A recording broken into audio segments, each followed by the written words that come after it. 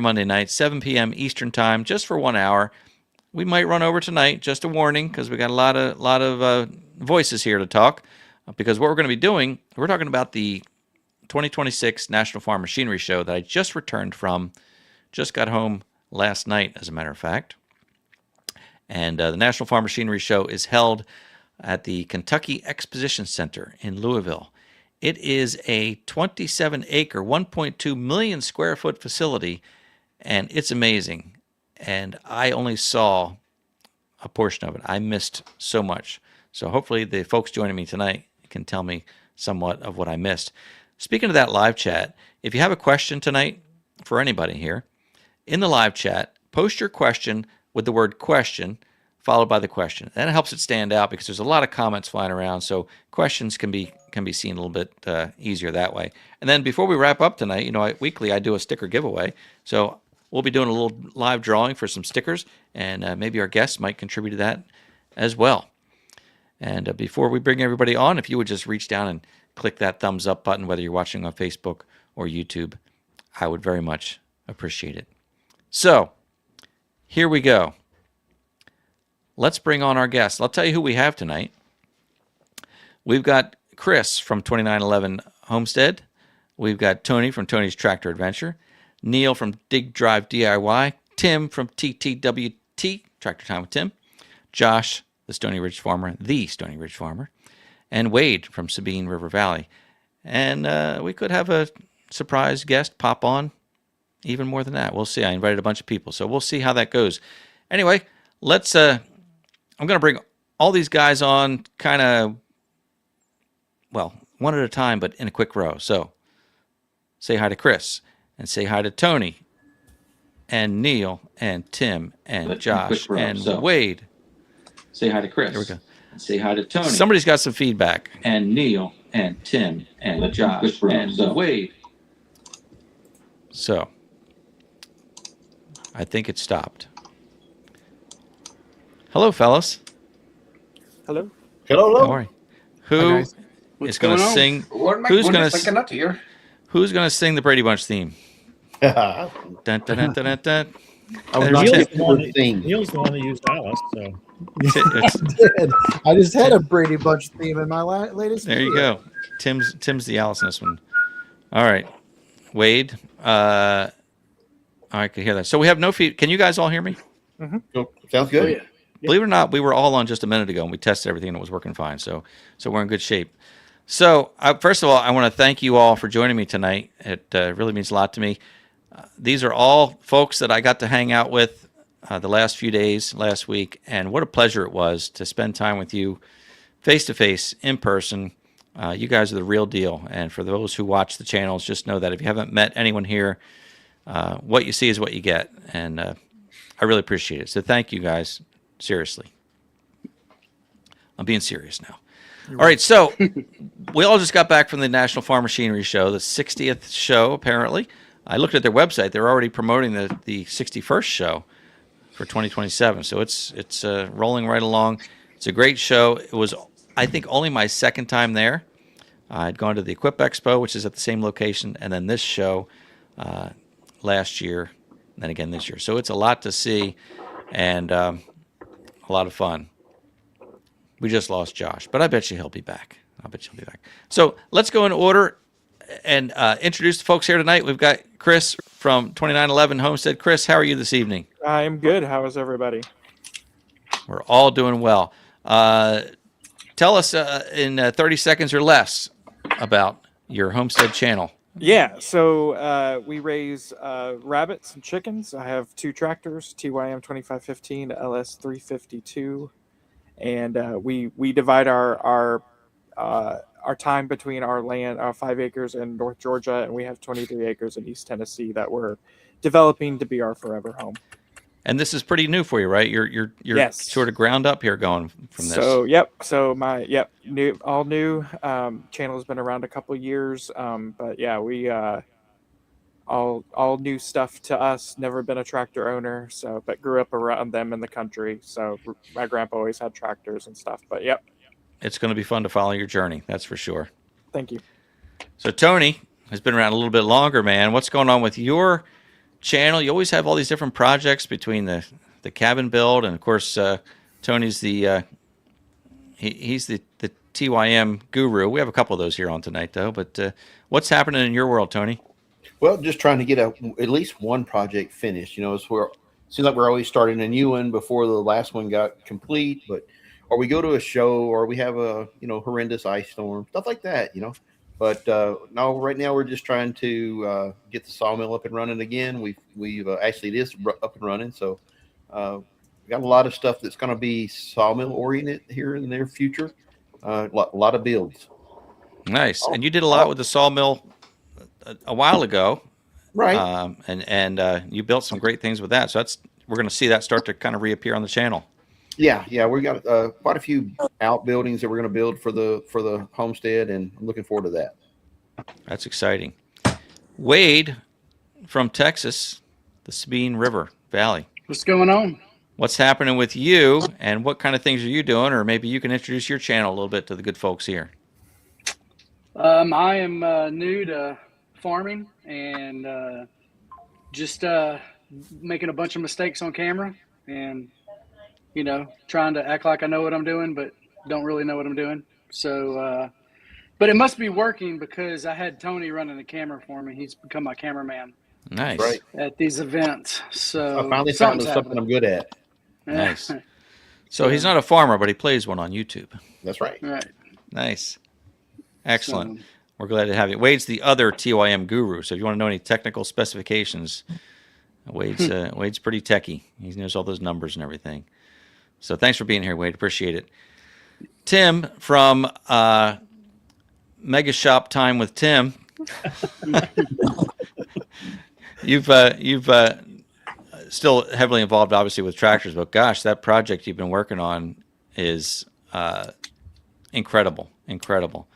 Yeah, So, overwhelming at times, and I suspect some of our viewers are tired of seeing it, but it's what we're doing, and that's kind of, I think a lot of us are kind of the same way. We show on our channels what we're doing and what we're consumed with, So yeah, some people may be tired of it, but well. I don't know about that. It's been really fascinating to see the choices you've made and what you've done with that. And I mean, just from the channel, it looks overwhelming, the size of it. It kind of shadows your home there. It looks like. So it was a big, literally a big decision, I guess, to build that. Yeah, and how big do you build them? Everybody says keep making them bigger and bigger. Right, well, never big enough. We ran out of budget and we ran out of physical space on the property. So I guess that's about as big as we're going to get. There you go. You made it as big as you can. Yeah, and we just decided that it would be fun to try to make it as kind of fancy and unique as we could. Obviously, on YouTube, we get some help with some sponsorships and stuff that some others wouldn't, but it kind of gives us an opportunity to try something, a little unique and a little nicer than what we would otherwise be able to afford, and it gives some other people some ideas. That's kind of the plan here. That's awesome. I appreciate it.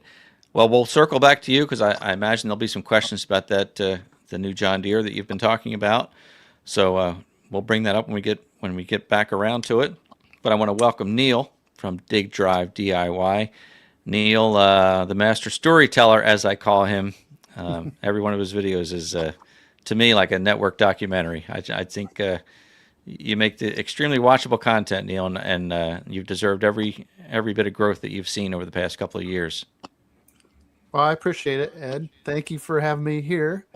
So yeah, my name is Neil Kof. My channel is Dig Drive DIY, and it's pretty much about what the name suggests. We do a lot of digging, driving, DIY projects. So I've got an little Bobcat, skid loader, got a backhoe, got a couple dump trucks, and I do small grading projects, small excavating projects, dug a pond in my backyard and videoed that. And we do a lot of driving of stuff. Right now I'm restoring a 1979 Ford Bronco. Got that in Vermont, working with a guy there that's helping me do it. And then just all kinds of homestead DIY stuff, from remodeling the kitchen to hopefully building a barn ourselves this summer. So taking one of Tim's cues there to do that. So nice. to a flooded basement as well. I remember that from the early days. Or Yeah. Let's hope those days are behind us. So. right, right. Well, thanks for being here, Neil. We really appreciate Sure. it. And Josh, the Stony Ridge farmer, good to see you this evening. Thanks for joining us as well. Josh, I mean, you've always got so much going on there, and I love your morning live streams. I'm always amazed, Josh, that you can live stream from the farm. Like, do you have like Wi-Fi satellite or something? Because I'm like, how is he live streaming out in the middle of the field like that? It's amazing, and it looks great. Yeah, it's just my cell phone, and I got pretty good service. Thank you, Verizon. So, yeah, It works really well. So what's the latest and greatest going on there at the Stony Ridge? I just got in from feeding the cows and fixing dinner, and man, it's just really just got back from the show, from the farm show. Left the farm show and then went to Atlanta for a little surprise thing from Honda, and just rocking and rolling, man. Do love all your guys' channel. Neil, man, I've never talked to you before, but love your channel, man. I watch your videos. So and I'm jealous of him because he's actually getting his work done in his shop, and I'm not. So yeah, that's awesome. You got to always respect the ones who get things done, right? Yeah. He's doing this. Money. I'm like, oh, stick it back in my pockets, man. For sure. But it takes a lot. Yeah. So we're glad to have you here, and I think we're all probably safe to say we're all a little bit cross-eyed from that trip to the Farm Machinery Show. Just showing up, spending a few days there. Again, 1.2 million square feet. And they're adding on to it. I don't know what they're doing there. That's like, how much more space do you need? But it's overwhelming. It's so much to see. I shared on Facebook that I drove home. I left the Farm Machinery Show and went to visit family in Tennessee, which was a 4-hour drive from the Farm Machinery Show, which was a nice, that's doable, 4 hours. And then from there, it was 14 hours home. So I spent a couple days there. And then yesterday, drove home straight through 14 hours. It was raining when I left. It was raining when I got home. So for 14 hours, I never turned off my windshield wipers once. They were running the whole time, and that makes for a really grueling trip. So I may need you guys to do all the talking tonight, because I'm it's not jet lag, truck lag, I guess. You washed all the salt out from under your truck, so that's the main thing.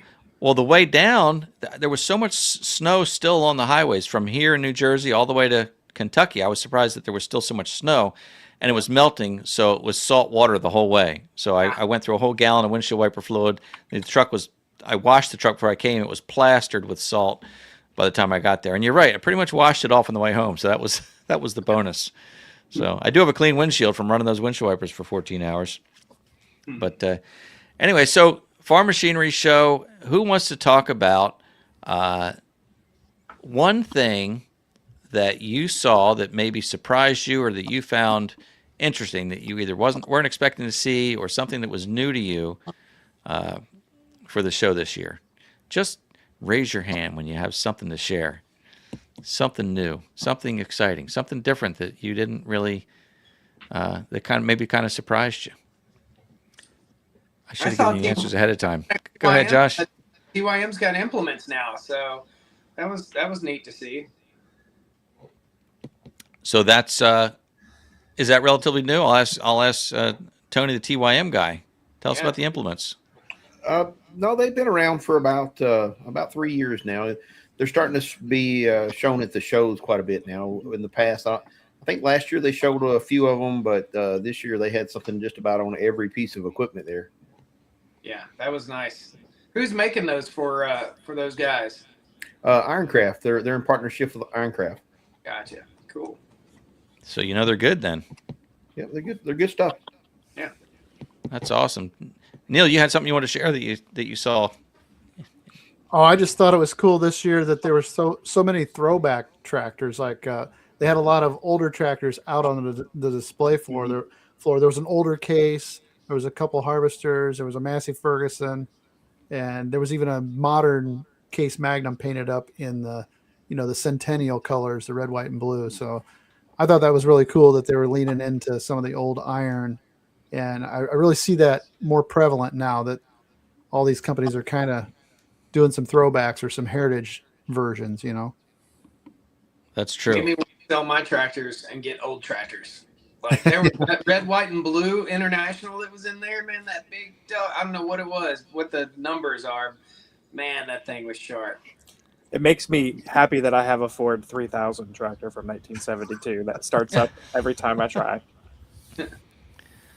So, Chris, you've got 3 tractors in. You were I saying you do had have the three TYM and tractors. and the LS, but yeah, I have a Ford tractor too. Ford 3000. you got to give some credit to the old guy too, as well, right? Yeah, Not just the newer ones. No, it's an awesome tractor. I love that tractor. That's fun. Yeah, I even saw a was it a '69 Mustang in there? Yep. Yeah, that thing was I'm not sharp. sure.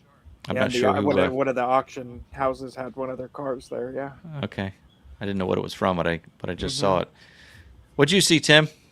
I was intrigued by the McCormick tracked tractor, the 120 Yes. horsepower. I think it's probably intended for vineyards, but I just thought it was an enormous amount of power packed in a very small space. I didn't even think McCormick was still making tractors, so that was a surprise to me. Actually, It's an Italian tractor. Okay. I can't remember the name of it, but yeah, I just we're going to have a short on it sometime this week. We just put together some. I mean, I don't know much about it, but we looked under the hood and there wasn't 10 square inches of room that you could have done anything under there. It was absolutely jam packed.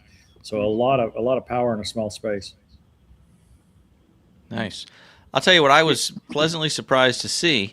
The farm machinery show. There's a lot of big ag there. I mean, a lot of things that I don't know if any of us could even use a lot of that equipment. I mean, Josh, you've got a big farm, but you're not harvesting, planting. So a lot of that is for big farmers. And I was pleasantly surprised that they're showing some of the compact and even subcompact equipment. And if you look at the National Farm Machinery Show website, they even address that in the About section. They recognize that the big equipment is doing well, but there is a need to showcase some of the smaller equipment for smaller farms. Even some of the bigger farms need some smaller equipment. So I was happy to see a selection there of things that actually apply to me and to a lot of the viewers on my channel and a lot of the viewers on your channels as well. So I was happy to see Bad Boy out there with their compacts, and I don't think they do subcompacts, but compacts and of course TYM's always there with the full lineup. But Kubota had a nice selection this year as well, and of course John Deere and everything from the smallest to the biggest. So it was good to see that. Even New Holland had, you showcased the new Workmaster. New Holland is releasing the new Workmaster 35C and 40C, and LS also had a new model, which I think is actually the same model from what I understand, or the same tractor. Like it is. Yeah, so I think it's built by LS, but it's a total redesign for them. You heard the salesman talking about not that it's a big deal, but they changed the color of the wheels from white to silver, and they're going with a whole different look across the board there. But anyway, I was happy to see things that would apply to smaller homesteads there. I think there's been starting back when Tim was, he started his channel. That I think that was a big turn in the whole national interest. A lot of people, big farming is so much corporate now that there's not as many, small time home farms anymore, but there are millions of people who are buying, that 15, 20 acres of land, and they need a piece of equipment. And myself personally, I remember watching Tim's videos way back in the day, and because we were doing the exact same thing or wanting to do the same thing. Tim started the revolution. Yeah, I'm the old guy. Definitely one of the first ones, but I'm not saying that. I think there's the people were already there, but right. you gave them an outlet, and gave them they didn't know they needed it till they seen it on Tim's channel. Didn't know it would do it either. I mean, when we started, every other comment was, "That's nothing but a lawnmower. It won't do anything." And we just kept proving them wrong week after week after week. And I don't get that on my channel hardly near as much as I used to when we first started. yep, Yeah, and the fact is, like you said, Tony, there are thousands and thousands of people who are interested in that quote unquote lawnmower. Call it what you want, but that's what people are buying, and that's what people need to learn about and I was learn looking how at to the use. stats the other day, and it was like, under the 40 horsepower and below tractor, it's like 80%, maybe more. I don't remember the exact number, but it was really high percentage that were first time tractor owners. They've never touched or owned a tractor in their life, and they had their career, and now they want to, they want to do a homestead. Yeah, there's Everybody also a needs a big yard shift. tractor, right? Go ahead, I didn't hear Chris. you, Josh. Yeah, there's also a big shift of people moving to the country Oh yes, and wanting to absolutely. get out. So like that's happened. I mean, I see since two. 2020. I see two distinct groups. You have the retirees, and then now, because there's so many people that are able to work from home via Starlink, that they're not living in the cities. They're moving out because the cost of living in the country is so much cheaper, and they can just work from home, and they are doing that small time. I get a lot of people that are in that 30, 40-year, old age, and they're doing homesteading via working off of a computer. I'm Because you one of can. those people. There you go. Same here. You've got that. That's true. And that, again, Chris mentioned since 2020, since COVID, the world did change. We learned that working remotely was possible. We had to do it starting then, and then a lot of companies didn't move away from that. Sure. I worked for a company where I started working remotely, and I was able to continue to do that because, I mean, face it, we're at a point where our office is in our hand now, for the most Absolutely. part. You might have this, and you might have a laptop. Two things that, with whether you drive 30 minutes, 45 minutes to an office, or if you open it up at your kitchen table or office table, it's all there. It's all the same thing. So other than, if you have to interact with staff, that's one thing. But for the most part, if you have a job that you're doing, you can do it remotely, and that saves people commuting time. So that allows them to do some of this homesteading and hobby farming that they're doing. So it's I don't know if it's slowing down at all, but it's still a pretty big movement. I wonder how much Starlink has, influenced that movement, because it opened up so many markets or so many different areas for people to move to. I would say absolutely, because there are so many rural areas, even here in New Jersey, the most densely populated state in the country. We happen to live in probably the most least populated area of the state, but still, there are very rural areas here, even in New Jersey, and that doesn't compare to states across the country. So, having Starlink, and I don't know there's anything else really that competes with that, but to open up that opportunity to have high-speed internet virtually anywhere has had to make a major impact. In fact, I know that when Ann and I bought this farm, we daydreamed for years and looking at different places, and I taught Ann to look for the cable TV cable. It has a very distinct look up on the pole. It's like a 3/4 inch cable, and at each pole it dips down in a U shape, and that's the cable line. So we would drive around, and even Ann would say, "Oh, that place doesn't have. There's no cable on this road. I don't see that cable." So we were even then picky about saying, "I don't think I'd want to buy that place because it doesn't have cable, and I need internet." And now that was just a few years ago. We wouldn't have that concern anymore because of Starlink and that ability. So that's a great point, Tony. I think it's opened up a lot of opportunities. I think it's helped out the Middle East a little bit too. Think so? It's everywhere. It's everywhere. So, well, you demonstrated that years ago on your farm, right, Josh? With the Starlink, you had the little satellite set up on your front lawn, as I recall. Just Yeah, it's still sitting there, man. is that right? Yeah, I have access to faster internet now, Spectrum, but I still use Starlink. So it's yeah, it's still there. It's great. So quick little poll: who on this panel depends on Starlink for internet? Right here.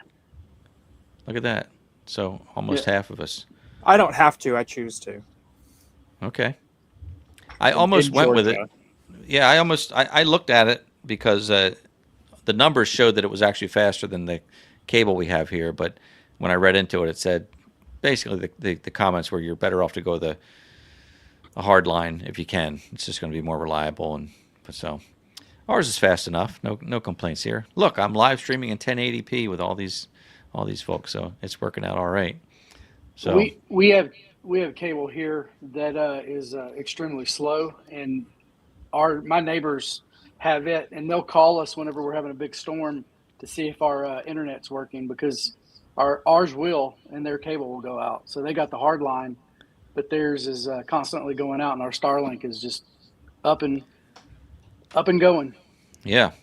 We got That's into good this stuff. tech sector, and it makes me think about the farm show there, where I was noticing a lot of the tractors now are Bosch 3-point hit systems, integrated phones that are it hooks up to Wi-Fi. You can start your tractor from the inside of the house and let it warm up before you go out, or let it cool off. That's a tech is affecting all areas of homesteading now. Yeah, it's there for sure. So Probably a good segue. There was a question from Woodster 300 about the Kubota L series, the new Grand L series. yeah, and Tim, I think you can talk about that, right? You took a good look at that. I did. Others might too. I don't want to. I mean, anybody else have any feedback on the Grand L 70 series? That was the fancy new one, right? The one with all the Wi-Fi and the pretty screen, and you could start it remotely and all that. Yeah, and the Yeah, big it's got, glass, all the big glass. Yeah. I did walk around that. Cameras front and back, and the radio, of course, is built into the dash, so you don't have a separate standalone radio. It really was impressive to me. I think it's by far the most advanced compact tractor on the market. Just miles ahead of technology-wise, miles ahead of anything else. Now, I mean, Woodster's question may be about, do we want that in a tractor? That's a separate question. I'm just gonna just say from an analysis standpoint, I was impressed. Somebody's here is asking what the sticker price was. The L6070 with a loader in the premium configuration, as it sat on the floor, it had every option I think known to man, was $68,000 retail MSRP. They have a deluxe version, which is not very deluxe. It's poorly named. I mean, it's got the cab, but it's a primitive cab.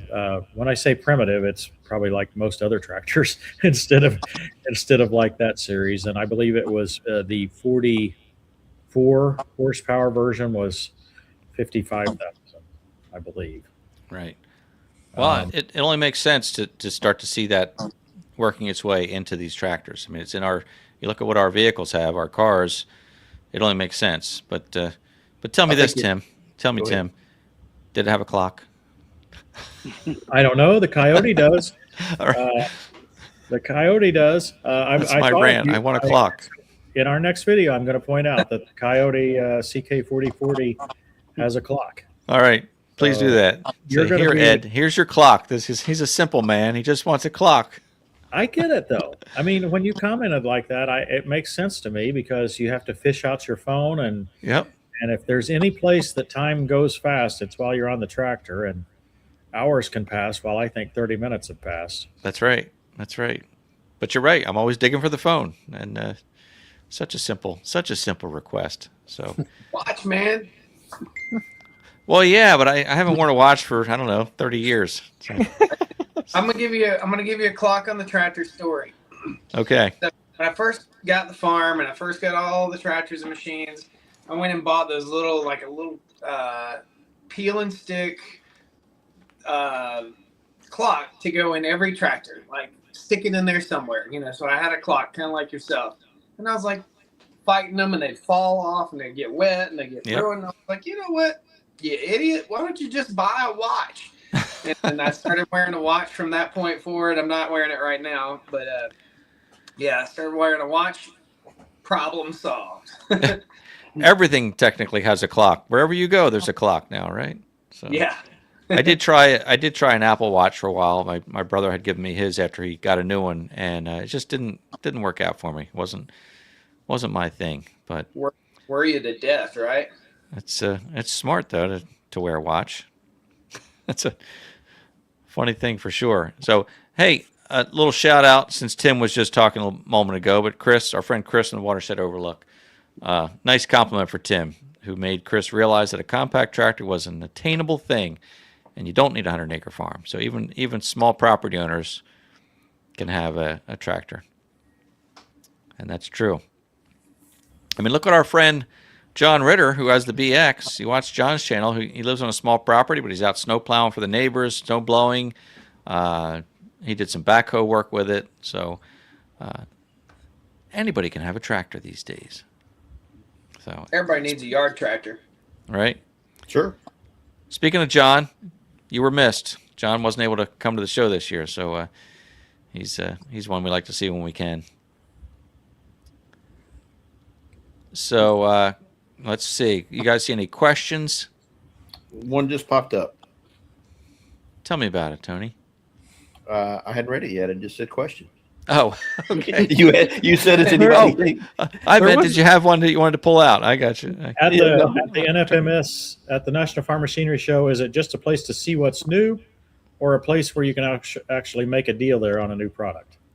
Some of both.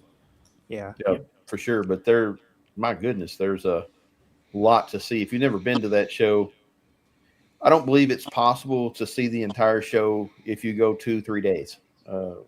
You can walk through it, but you'll have to stop at every booth and understand every booth. I don't think it's possible to see it in 4 days.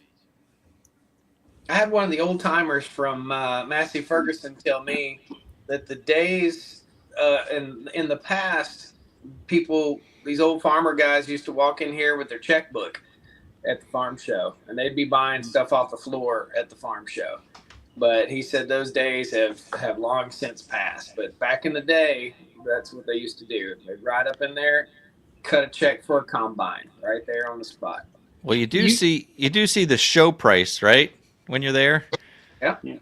So I don't know how much of a deal that is, but they do have show prices. You can wheel and deal over in the West Wing for sure. Yeah. Yeah, A lot of places, go ahead. a lot of places, like a trailer place or something, they don't want to take them home. That's right. Right. So yeah, you can. I don't know how much of a deal you get, but you can buy the one right there on the floor. I mean, like the TWAM tractors, they are already sold before they get there, because as soon as the show's over, they're leaving there and going to their prospective dealers. So I go to the Sunbelt Ag Expo every year in Georgia, in South Georgia, and this year TYM actually brought the local dealer in, and they sold all the tractors before they left.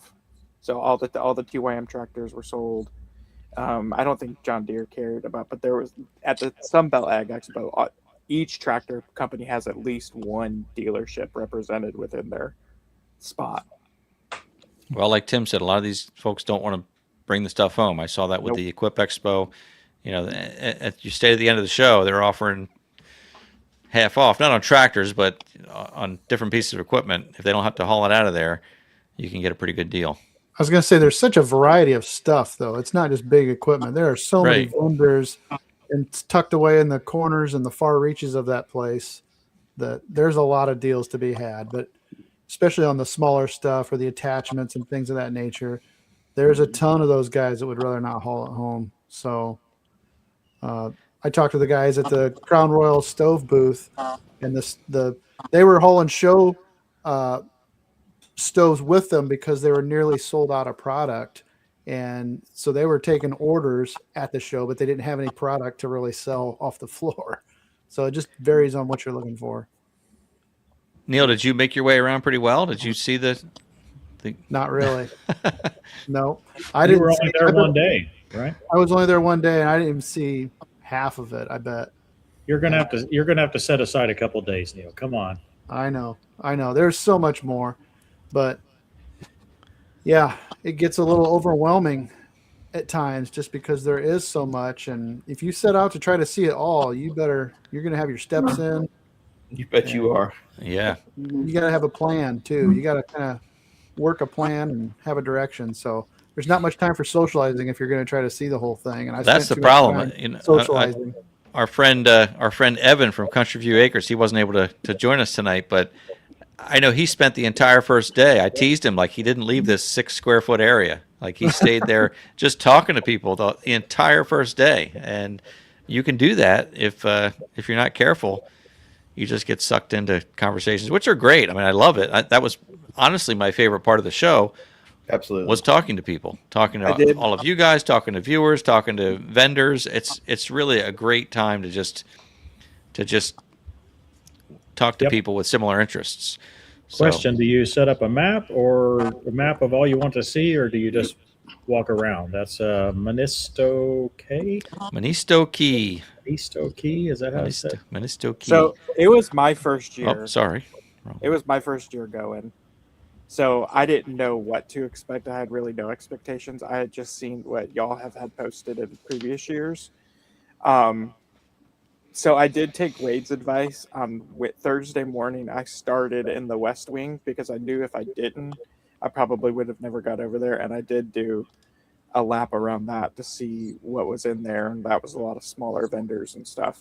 But I felt like I saw pretty much everything, at least glanced at everything. I may not have stopped and looked at all kinds of stuff, but I just kind of walked around a few times.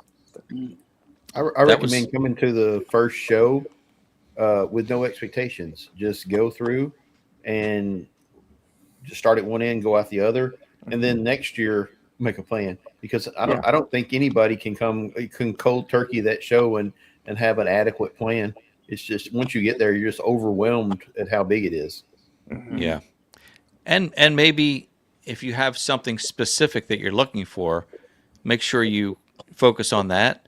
Or You need a if there map. are specific vendors that you want to see, even if you don't have the map, like there are at least 2 vendors that I meant to talk to and I didn't do it, and I felt bad when I went away because I never got over there to talk to them. So I think it would be good to have a list so you could at least kind of have a checklist, like, oh, I didn't see so and so yet. Let me be very intentional to make that happen because the time goes by quickly and there's just so much to see and which means there's so much to miss.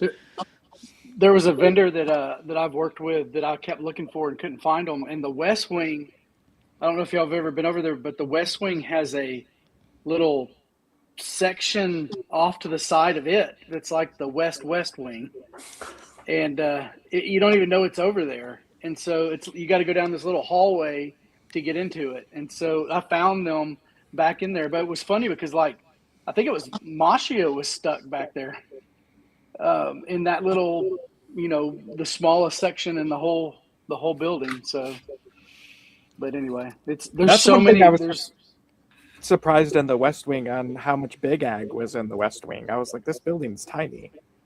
So like the big equipment that was in the West Wing surprised me. Yeah, the West Wing has like a lower ceiling and it's maybe not as bright inside, so it has kind of a different feel to it. But there's still a lot in there. And then I found out when I got home, because I didn't look at the brochure until I got home. I should have looked at it while I was there. But apparently on the second floor, there's like a craft vendor section. Did anybody make their way up there? I haven't I've been had. up there before. Saw people walking down the stairs. I was like, there must be a bathroom up there, huh? So listen, you can go up It's- there and buy a massage table, massage chair, water bed, any kind of craft you can think of, homemade wine and jelly, and you name it, it's there. It's hugely busy too. You can hardly walk through it. That's cool. And they said that they're tearing that West Wing down. This was Yep. the last year for it. They said Is that right? Okay. they were waiting on people to clear out of there, and it was coming down, rebuilding it. Well, you saw Is that what the back is that of what the new yeah, construction was for? it looks that's what it looks like. Yeah, the Crown Royal vendor I was talking to said they've been in there 25 years in the same spot in the West Wing, and they were kind of disappointed because next year it was going to be all different. It'll be different. How about that? Woodster has another question about Neil Messick had talked about a top secret tractor. You think that's what you were talking about, Tim? The one we talked about a little while ago? I don't think. I mean, no. The Grand L 70 series was announced in October, November at their dealer show. So I don't know how recent was this video, Woodster. Yeah, I wonder. Well, we'll see if he responds with that, and then Phil from Peterson Farm, Little Nashville. It's good to see Phil very briefly, asking if we saw anything non-tractor related that was intriguing or useful on a small property. There are a lot of vendors who produce smaller pieces of equipment, attachments, things like that. I like the Ironcraft stump grinder with the chainsaw holder on it. Even though that's tiny and small, I was like, oh, another place to put a chainsaw. I like that. Nice. How big was the stump grinder? I don't remember how big that one was. It looked like a 24-inch to me. Yeah, it was 24. Yeah. Okay. Yeah. Boys, I hate to say it, but I've been beckoned for supper. Well, congratulations. Yep, I'm going to let you fellas go, but I really enjoyed it. Thank you all so much for inviting me in. And Good to see you, thank you Josh. guys that are Good to see you, watching. Josh. Thank you so much. Enjoyed it. I'll tell you the thing that I was most impressed about the show real quick before I go. The number of FFA students, young people that were there, was super cool to see that many young people there that were interested in agriculture. That was the coolest part, I thought, of the whole show. That's a great point. I saw, I guess it was the second day, maybe it was Thursday when I walked up. There were buses of kids there offloading. And I thought the same thing. I thought, this is fantastic to see all these young people here. And, maybe for a lot of them it was a field trip, a day off school, but still they were definitely interested. And again, FFA is a great organization. The future is hopefully bright. The future is hopefully bright. Yeah. Goodbye, everybody. Thank you guys so much. Thank you, Josh. We'll be tuning in to the Stony Ridge Farmer. See you. Enjoy dinner. All right. We're symmetrical. Yes. Is that the word, symmetrical? Symmetrical. For sure. On the FFA thing, I don't know if people realize how much job availability there is in the ag space. Like, it's not just farmers. Farmers are the smallest component of agriculture anymore. There's so much support. I mean, I've spent the last 20 years working in the ag industry, and I am not a farmer. I'm just farmer adjacent. So I think that's what a lot of that show serves, because you think of it for farmers, but that's like the smallest. I think that's the smallest percentage of the people there, to be honest. It's just a huge group of agricultural support. And yeah, that's a great point. They have a component. FFA, so they have this whole educational documentation on their website of diesel mechanics working on tractors, working on equipment, building greenhouses and how to build them right and how to do irrigation. So yeah, you're right, Neil. It's it's everything. It's not just the farming portion of it. no. Yeah, and I have to say, speaking of the FFA, I don't want to slam my high school, but I feel like I missed a lot of opportunities. I was not a member of the FFA. I know that I would have liked to have been, but it wasn't communicated very well. In my mind, it's like, oh, I'm not a farmer. I can't join the FFA. But I could have, just like you're saying, Neil. There were opportunities I could have learned about. But in my mind, the school didn't really put that in front of kids to know what it is. They just kind of counted on kids knowing what they wanted. And when you're 14, 15 years old, you don't know what you want. So and also I was reclusive and shy, and you don't want to ask questions because you don't want to be made fun of or feel stupid. So you have to put it out there and make kids feel welcome, because you don't know which kid is out there just hoping that somebody will ask. And I always say I don't have any regrets in life, but I wish somebody had asked me more, or had kind of shown that to me, that and other things. We didn't have FFA. We had 4-H. I don't know if any of y'all are 4-H We have that schools or too. not. Not through the school system, So, I don't think, but there's certainly a 4-H club. We had both FFA and 4-H. I was in FFA, president of our chapter, and it taught me a lot. I'm very grateful for it. I think that the ag, I think FFA in general had taken a back seat for, throughout most of the early 2020s. It was popular when I was in school in the 90s, and then I think it kind of faded away as they made a big, huge push towards college education. Right. Like that had to be the path. And now I think we're starting to see a resurgence of, blue collar emphasis and programs like FFA and 4-H and things of that nature to push kids towards the trades and towards, just jobs that are needed in our communities that have kind of been left behind. So I was grateful to see the FFA kids there as well. I go to a lot of different farm related things. Every year we have a farm economics forum that I attend in a local town. And there was the most FFA students I've ever seen at it this year out of the last dozen years or so that I've been going. So attendance is up and interest is up. And to me, it's all positive signs of a different direction of, just the collective mindset that, hey, we have kind of forgotten about this very important thing that makes our communities work. So we have the National FFA Convention here in Indianapolis. We signed up to be media at that event one year, and nice. it was very impressive to see all these young people. It is not the group of young people that discourage us. Let's put it that way. These are the group of young people that you feel like there is hope, right? We're gonna be okay, right? We're going to be okay. Hey, Neil, do you still remember your oath? Oh, I do part of it. Let's hear it. Oh gosh. Here by the owl. Doesn't it start out Here like by that? that's the advisors by the owl. Here by the owl. No, I Here can't. by the plow. You're putting me on the Well, spot. That's Hold on. I'll tell Let you. me pull that up real quick. You can pull it up. I'll tell you my well, I was going to say my favorite FFA story, but it's really my only one. But I do remember this in high school that a friend of mine was in the FFA, and we had the ag class, and the teacher was this old. I don't know if he was a farmer or not, but he was very old. He was probably like 50, But my friend was saying how one class was a lesson about how to use a respirator, proper use of a respirator, and he said the teacher would take the respirator, he'd put it on. He's like, now here's the most important part. And he's like teaching the whole class with it. And they're all like, what? Anyway, that was I could see that in a movie somewhere, Mm-hmm. So a couple other questions here. I saw well, there was a question, Tim, about that John Deere. Yeah, You I talked was, about in I your was like, I video? really I want him to answer that. Yeah. The 1R. Yes. Did anybody else take a look at it? Any of the other you guys take a look at it? Wait, I I'm knew, gonna I watch knew your you were video. going to. So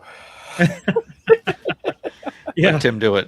I don't know if you saw our video for the thumbnail. I showed myself. All you could see is my legs sticking out from under the tractor because Yes. I was laying on the floor. The one series has been fascinating because there's not been any changes for a long time. I shouldn't say there's not been any changes.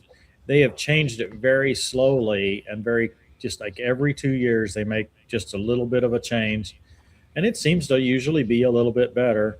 And that's the situation this time. They just renumbered it this time and changed the hood. The cab, I'm glad it's got air conditioning, but I was hoping for a more isolated, sound isolated cab, and I really didn't see that.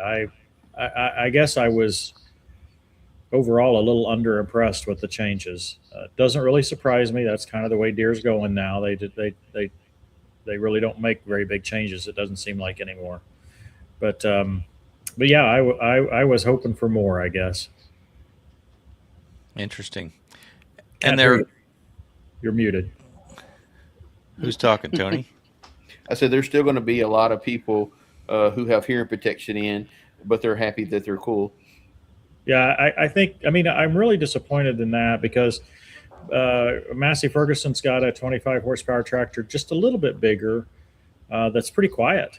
And Coyote's got one. I don't know. I think the Coyote one I would still want to wear hearing protection, but it's at least somewhat sound isolated.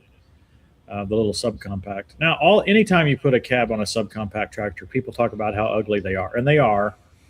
I don't think I don't think it's possible to put a cab on a subcompact tractor and it look pretty. It's as awkward as can be. But who cares if you're cool? I guess is kind of the way to. And I also think there's, again, back to that, there's so many of the people that are purchasing them are first time tractor owners. They don't have a disposition of what the tractor's supposed to look like. Like, we grew up on farms and are around farms, and the tractor's supposed to look a certain way. And if it doesn't look that way, we feel somehow betrayed. But I don't think they feel that same way. I think that's also why so many of them are very eager for the tech, because they're coming from an automobile, and this is the first thing they've ever touched. So they kind of expect it to have an air conditioning cab and technology. Yeah. Glenn Peterson just said his Coyote NS 4710 is quiet. And I want to point out that when I'm talking about these, I'm talking specifically about these subcompact tractors where there's just not physically enough room to sound isolate this cab as nicely as they do on the larger tractors. And also probably it costs more to sound isolate them. So yeah, the larger tractors from most brands are, as you get a little bit bigger, the sound protection and sound isolation gets a lot better quickly. I would say that most 50 to 60 horsepower tractors, 40 to 60 horsepower tractors are entirely comfortable without hearing protection inside the cab. Yeah, makes sense. And Tony, well, even in my video, you were talking about the new TYM tractor that's going to have a cab, the 25 horse model. Now, you had mentioned on the video that was really kind of a prototype, not a production model. So have you actually experienced it all, or seen the fit and finish of that? And the I mean, it's a new cab, but I've actually seen the older cab on the T25, the prior model, and it was no air conditioner, so it was just an up north tractor for snow. So, and right now that's basically what this one is as well, because I mean, I know there's rumors that they're working on an air conditioning cab for the 2025P, but I don't believe it'll be in the first production models. I think that might be something that maybe a year, 2 years down the road, because I mean, at this point, every other brand, there's a rumor that LS's smaller tractor is going to have a cab air conditioner. So, I think everybody will at some point. But so what do you think the manufacturers are when they make that decision? Do you think they're consciously knowing that they're going to have to give up horsepower to provide that luxury feature to people? Because obviously it's going to affect the performance of the tractor. I don't know how many horsepower it takes away, but it's got to affect it. 2 to 3, but I think it's where in that market the majority are first time tractor owners, and there's an expected level of comfort that they want. And if they're missing a couple of horsepower, they don't know that they're missing it. To a degree, yes. I'm not seeing too much drag. I mean, it may be 2 horsepower, but we experimented with a 25 horsepower Coyote. I believe it was 2021, and as I would drive it along, I would turn the air conditioner off and on, and I was pulling the tractor hard. It was hard to notice a difference. So I'm thinking maybe the air conditioners are a little more efficient. Is that plausible? Yes, absolutely, it is. I spent a lot of years in heavy maintenance and AC certified on automobiles and stuff, and it definitely air conditions have become way more efficient. So you're losing 1.5 to 2 horsepower for a small cab like that. So on the TYM front, I've heard from a couple dealers that the T25 is the popular seller up north for the 25 horsepower, and the 2515 was always the popular seller in the south. Because it has a cab with air conditioner. Not the 2515, yeah. Well, the 3025. That's the 3025, but that was what replaced it. So I'm wondering if that went into their decision too. It's just kind of the T25 Is it the T20? They had some type of cab for that, didn't they, Tony? Yeah, For that one, but or yeah, it had they had a heat. cab, but It it had was heat. a bolt-on aftermarket. It was still a TYM cab, but it was just for snow. But I mean, Yeah. but for TYM, the number one selling tractor across the board, hands down by far, is the T25. It dwarfs all the other models. It's just Really, I would have thought it would have been the spot. 2515. I mean, that's the second up runner up, but the T25 is, I mean, it hits that niche just kind of like the 1025R did, and the the price point too. Yeah, I will say having the 2515 on 5 acres is probably just a little bit too big because of the frame. Just getting around the house and getting around the yard and everything. I mean, they both have their place for sure, especially Yeah. like if you're gonna, if you're not looking at PTO intensive, implements, but you want to lift logs up onto a sawmill, that the 2515 or now the 3025 is that's a nice little tractor. And again, for the price point, it's very competitive across the board.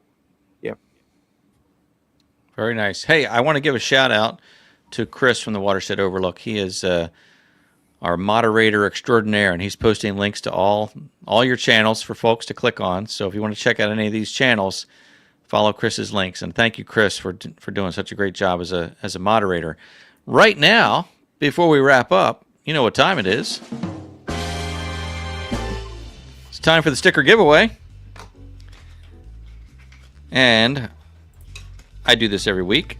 So for those who are watching live from YouTube or Facebook, you can participate in this sticker giveaway. The way this works is I'm going to put a word or a phrase on the screen, and you're going to type that in the live chat exactly the way you see it, and then we'll do a random drawing. If any of my guests would like to contribute to this sticker giveaway, I will share the winning information with them as well, and maybe you'll be surprised by what you get in the mail. Look at that. Neil's holding one up right now. Excellent. All right, well, let's get this done now. So we're going to put this word on the screen as soon as I click share screen. There we go. So in the live chat on Facebook or Instagram or Facebook or YouTube, type in the word, not the word, but the hashtag NFMS, National Farm Machinery Show 26. It could be uppercase or lowercase or a combination of either or, but that's what we're looking for. Type that in, and then we'll randomly draw someone as soon as this music ends. Sound good? How many people are in the stream right now? Right now, we've got about 130 people watching. That's Very awesome. nice. So we'll get about, sometimes we get 30, 40 entries. We'll see what happens here. Just rolling. Make sure you use that. Make sure you use that hashtag. You have to have the hashtag, and that's not spelled right. This one is NFMS, National Farm Machinery Show. No, it can be uppercase or lowercase, Right. or a little bit of both. Or a mix. But you gotta have the hashtag. It's gotta be there. See, Mikey there has all lowercase. That'll work. Or uppercase. That works.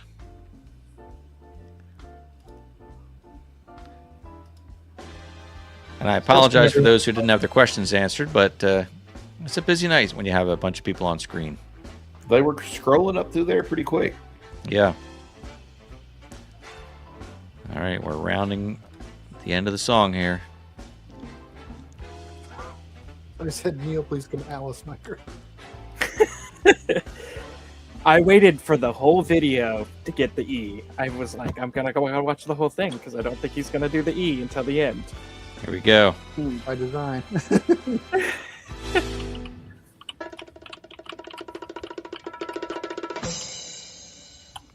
There we go. There's our winner, Kajak 143. Congratulations. You're our winner tonight. Okay, so here's how this works then. You, the winner, will need to send me an email, and you will send an email to contactmcgtv@gmail.com. Send me your name and your postal mailing address, and I will send these stickers to you. I will also share that email with the fine folks on the screen, and you may receive something from them. Definitely from Neil. He's got something there going on. So, congratulations, if I'm saying that right, Kai Jack. So shoot me the email, and we'll get that out to you. There we go. Awesome. Fellas, we ran over a little bit of time tonight, but thank you for joining me. And I want to know if you have any comments that we didn't hit on, anything else you want to share before we wrap up for the evening. Thoroughly enjoying. Really enjoyed this, Ed. Thanks. Mm-hmm. I enjoyed this and the Farm Machinery Show. Love talking with all the people. I loved getting a chance to meet y'all for the first time, so I appreciate that. Peterson That's all- Farm in Nashville. Yes, I go we to saw. see people. Pretty much. What is that, Neil? I said I just go to the show to see people and hang out and Yeah. talk with other like-minded folks. I almost didn't want to record anything. I feel the same way. Like I just want to kind of hang out and enjoy. I And, did. uh, You have to force yourself. Yeah, it was a good time. And again, thanks to our friend Jake from ITC who hosted that little get together beforehand, and That was fun. it was good to hang out with Jake. So good stuff. Yeah, sure. The Riggy and the Utica Greens. Oh yeah, that's good. That stuff. All right. Thank you, fellas. I really do appreciate it. I hope you have a great week, and we look forward to all the content coming out in the upcoming days. I know it's a lot of stuff from the Farm Machinery Show, but it's neat to see everybody's little different perspective from that.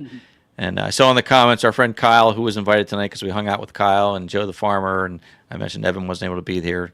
Lucas was another one we saw at the show, and Brock as well. So anyway, again, thanks so much. You guys have a great night. See you, everybody. Thanks, Ed. See ya. Well, thank you all for watching tonight. I really do appreciate it. As always, tuning into the live stream means a lot to me. Of course, watching the channel, your support is really at times overwhelming, and I just appreciate it so much. So I hope you enjoyed this. We'll have to do this again sometime. It's always fun to have guests on to talk about what they're doing on the channels and things like that. So definitely happy to have that. Thanks for being here. Again, have a great week. And as always, I look forward to seeing you next time.